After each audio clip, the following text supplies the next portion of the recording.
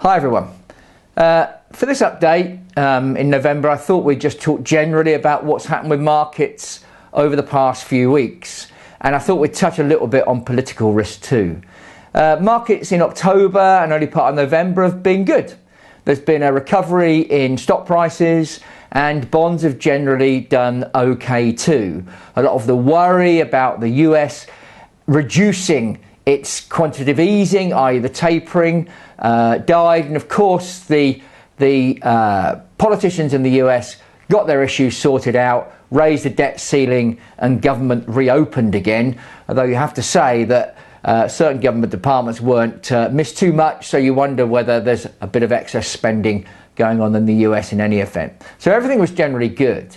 The big worry going forward is again political issues, and I think we've got a couple to look at in Europe and also in the UK. With regard to Europe, you will be aware that the ECB has cut its base rate by 0.25%.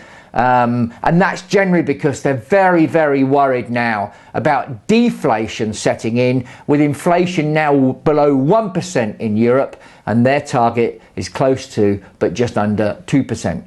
In the UK, we've actually had some really positive economic news of late. The economy is looking strong, house prices have been picking up. They're up about 5 or 6% in the UK, and in London they're up around 11% so far this year.